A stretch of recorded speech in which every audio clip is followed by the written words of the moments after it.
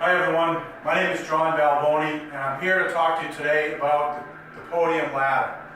These are ladders that are being required for us to use on more and more projects, and they are very handy. They are a very handy version of the standard A-frame ladder that we typically use. The ladders eliminate the possibility of us standing on the top two rungs of a typical A-frame ladder, which is one of the most cited OSHA violations of 2015, 16, and 17, to be honest with you. So this type of ladder helps us eliminate that standard and provides a little bit more of a work surface for us to work off of. On our Skanska projects, we're required to use it as a secondary measure where we can't use scissor lifts, and more contractors are following suit. So as I said, they are a good ladder. They provide a definite purpose. They are wider, a little bit wider horizontally. They have wider feet at the base, providing a little bit more stability. And as you can see, they have a rail at the top that provides an area for us to lean against. And they make an attachment that can rest on that railing for our tool use, our tool storage. Using these type of ladders is different than using our typical A-frame ladders. And it presents certain concerns that arise getting used to using these ladders. We're so typically used to using the A-frame ladders, so we need to readjust to this type of ladder. One of the concerns that we have is ascending the ladder and descending the ladder. It physically looks different. I know that might not seem like a big deal, but when you're used to one thing and then you switch to another, it becomes a little bit of an issue.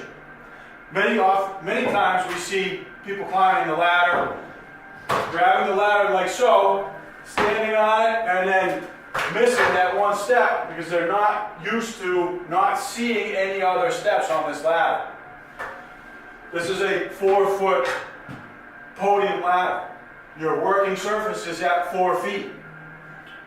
Typically on a 4-foot A-frame ladder, again, your working surface is at 4 feet, but you're used to having rungs here.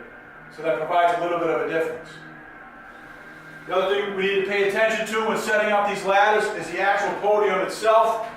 The pinch points you might see folding up this podium. You have to keep your hands clear when that podium sits into place. Make sure you keep your fingers and hands clear. Make sure that the podium is rested into place. You don't want to stand on the end of this and have it fold up on you. It's rare, but it has happened in the past. So pay attention to that as well. As I mentioned, when you set this podium platform style ladder up, make sure that the platform is set, locked into place. The nice thing about the platform is that it avoids or helps you avoid foot fatigue from standing on the rungs. If you stand on the rungs, your feet get tired after a certain amount of time. With this platform, that doesn't happen. The other nice thing about the platform is you have more of an area to work from. So you can work this way on the side of the ladder, you can work facing the back of the ladder, and you can work facing the other way. So you have a 360-degree radius working from this platform. One of the issues that we may have, and this hasn't happened yet, but it's a concern, is that working off the ladder in a certain direction may cause you to forget that you are on an actual ladder. And a concern that we have is that you have the potential to step back and miss that last step and fall backwards. So while you're on this platform, as with any ladder really, you need to stay focused on the fact that you are actually on a ladder. You need to 3 points of contact, maintain 3 points of contact climbing up and down any ladder. So as you're getting ready to come off this ladder, hold on to the sides, find your footing, and climb down slowly, making sure your feet hit every step.